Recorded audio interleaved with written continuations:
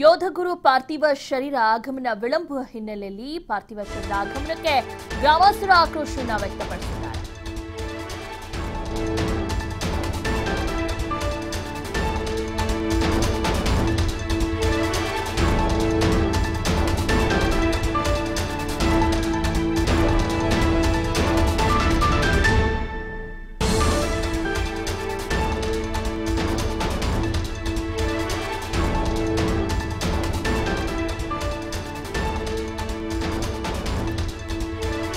ಯೋಧ ಗುರು ಪಾರ್ಥಿವ ಶರೀರ ಆಗಮನ ವಿಳಂಬ ಹಿನ್ನೆಲೆ ಈಗ ಪಾರ್ಥಿವ ಶರೀರ ಆಗಮನ ವಿಳಂಬಕ್ಕೆ ಗ್ರಾಮಸ್ಥರು ಆಕ್ರೋಶವನ್ನ ವ್ಯಕ್ತಪಡಿಸುತ್ತಿದ್ದಾರೆ. ಯೋಧ ಗುರು ಹುಟ್ಟೂರು ಗುಡಿಗೆರೆ ಗ್ರಾಮದಲ್ಲಿ ಪ್ರತಿಭಟನೆಯನ್ನ ನಡೆಸುತ್ತಿದ್ದಾರೆ. ಒಂದೇ ವಿಮಾನದಲ್ಲಿ 4 ಯೋಧರ ಪಾರ್ಥಿವ ಶರೀರ ರವಾನೆ ಆಗ್ತಾ ಇದೆ. ತಿರುಚಿ ಮಧುರೈ ಕ್ಯಾಲಿಕಟ್ ಮೂಲಕ ಬೆಂಗಳೂರಿಗೆ ರವಾನೆ ಆಗುತ್ತೆ. ಬೆಂಗಳೂರಿನಿಂದ ಝೀರೋ ಟ್ರಾಫಿಕ್ ಮುಖಾಂತರ ಮಂಡ್ಯಗೆ ರವಾನೆ ಆಗುತ್ತೆ. ಸೊ ಹೀಗಾಗಿ ಪಾರ್ಥಿವ ಶರೀರ ವಿಳಂಬ ಹಿನ್ನೆಲೆಯಲ್ಲಿ ಗ್ರಾಮಸ್ಥರು ಆಕ್ರೋಶವನ್ನ ವ್ಯಕ್ತಪಡಿಸಿದ್ದಾರೆ, ಪ್ರತಿಭಟನೆಯನ್ನ ನಡೆಸ್ತಾ ಇದ್ದಾರೆ. ಆದಷ್ಟು ಬೇಗ ಪಾರ್ಥಿವ ಶರೀರವನ್ನ ಕರೆತನ್ನಿ ಅಂತ ಏನು ಅಲ್ಲಿ ಗ್ರಾಮಸ್ಥರು ಆಕ್ರೋಶವನ್ನ ವ್ಯಕ್ತಪಡಿಸುತ್ತಿದ್ದಾರೆ. ಆ ದೃಶ್ಯಾವಳಿಗಳನ್ನ ನೀವು ನೋಡ್ತಾ ಇದ್ದಾರೆ. ಯಾಕಂದ್ರೆ ಇವತ್ತು ಬೆಳಗ್ಗೆ 9-10 ಗಂಟೆಗೆ ಬರಬೇಕಾಗಿರುವಂತ ಪಾರ್ಥಿವ ಶರೀರ ಮತ್ತಷ್ಟು ವಿಳಂಬ ಆಗ್ತಾ ಇದೆ. ತಿರುಚಿ ಮಧುರೈ ಕ್ಯಾಲಿಕಟ್ ನಂತರ ಬೆಂಗಳೂರಿಗೆ ಆಗಮಿಸಲಿದೆ. ಸೊ ಸಂಜೆ ಅಷ್ಟೊತ್ತಿಗೆ ಪಾರ್ಥಿವ ಶರೀರ ತಲುಪುತ್ತೆ. ಎಲ್ಲೋ ಒಂದ್ ಕಡೆ ವಿಳಂಬ ಆಗುತ್ತೆ ಅನ್ನೋ ನಿಟ್ಟಿನಲ್ಲಿ ಗ್ರಾಮಸ್ಥರು ಆಕ್ರೋಶವನ್ನ ವ್ಯಕ್ತಪಡಿಸಿದ್ದಾರೆ ಪ್ರತಿಭಟನೆಯ ಮೂಲಕ.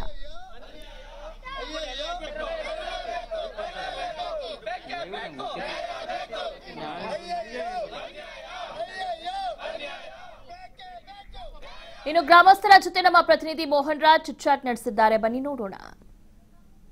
ಮಂಡ್ಯದ ಗುಡಿಗೆರೆ ಗ್ರಾಮಕ್ಕೆ ವೀರಯೋಧ ಏನು ಗುರು ಅವರ ಒಂದು ಪಾರ್ಥಿವ ಶರೀರ ಬರ್ತಕ್ಕಂಥದ್ದು ತುಂಬಾ ತಡವಾಗ್ತಾ ಇದೆ. ಈ ನಿಟ್ಟಿನಲ್ಲಿ ಈಗಾಗಲೇ ಏನು ಗುರು ಅವರ ಸಂಬಂಧಿಕರು ಇರ್ಬೋದು ಅಥವಾ ಗ್ರಾಮಸ್ಥರು ಇರ್ಬೋದು ಒಂದು ಪ್ರತಿಭಟನೆಯನ್ನ ಮಾಡ್ತಾ ಇದ್ದಾರೆ. ಪ್ರತಿಭಟನೆಯನ್ನ ಮಾಡಿ ಒಂದು ಆಕ್ರೋಶವನ್ನು ವ್ಯಕ್ತಪಡಿಸ್ತಾ ಇದ್ದಾರೆ. ಯಾಕಂದ್ರೆ ಪಾರ್ಥಿವ ಶರೀರ ಬರ್ತಕ್ಕಂಥದ್ದು ತುಂಬಾ ತಡವಾಗ್ತಾ ಇದೆ ಅನ್ನುವಂತ ಒಂದು ಬೇಡಿಕೆಯನ್ನು ಅವರು ಇಡ್ತಾ ಇದ್ದಾರೆ. ಈ ಕೂಡಲೇ ಬೇಗ ಅವರ ಒಂದು ಪಾರ್ಥಿವ ಶರೀರ ಬರಬೇಕು, ಇಲ್ಲಾಂದ್ರೆ KM ದೊಡ್ಡಿಯಲ್ಲಿ ನಾವು ಪ್ರತಿಭಟನೆಯನ್ನ ನಡೆಸ್ತೇವೆ ಅನ್ನುವಂತ ಒಂದು ಮಾತುಗಳನ್ನ ಹೇಳ್ತಾ ಇದ್ದಾರೆ. ಈಗ ಸ್ವತಃ ಪ್ರತಿಭಟನಾಕಾರರನ್ನ ಮಾತಾಡ್ಸೋಣ.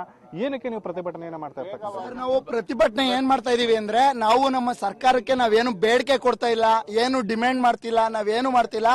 ನಮ್ಮ ಯೋಧನ ಶರೀರವನ್ನು ನಮ್ಗೆ ದರ್ಶನ ಮಾಡಕ್ಕೆ ಆದಷ್ಟು ಬೇಗ ಒಂದು ಅವಕಾಶ ಮಾಡ್ಕೊಡಿ ಅಂತ ನಾವು ಕೇಳ್ತಾ ಇರೋದಷ್ಟೇ.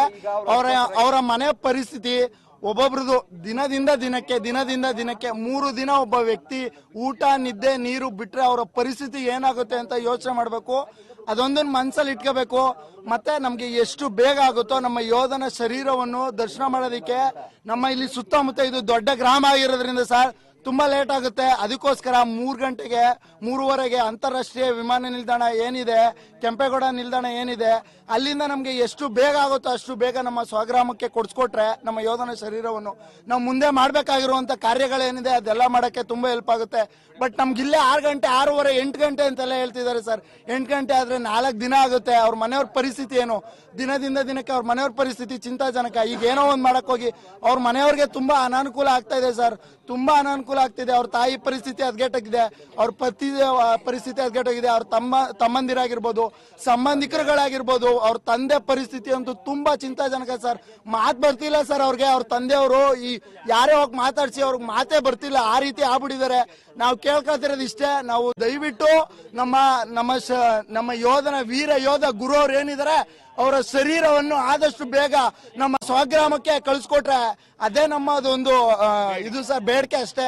ನಾವಿಲ್ಲಿ ಯಾವ್ದೇ ಸ್ಟ್ರೈಕ್ ಮಾಡ್ಬೇಕು, ನಾವ್ ಇನ್ನೇನಕ್ಕೂ ಇಲ್ಲಿ ಕೂತಿಲ್ಲ ಸರ್.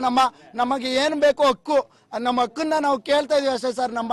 ನಮ್ಮ ಯೋಧನ ಶರೀರವನ್ನು ನಾವು ಕೇಳ್ತಾ ಇದೀವಿ ಅಷ್ಟೇ ಸರ್. ನಮ್ಗೆ ಇನ್ನೇನು ಬೇಡ. ಆದಷ್ಟು ಬೇಗ ಎಷ್ಟು ಬೇಗ ಆಗುತ್ತೋ ಅಷ್ಟು ಬೇಗ ನಮ್ಮ ಯೋಧನ ಶರೀರವನ್ನು ಕೊಡ್ಸಿದ್ರೆ ಸಾಕು ಸರ್.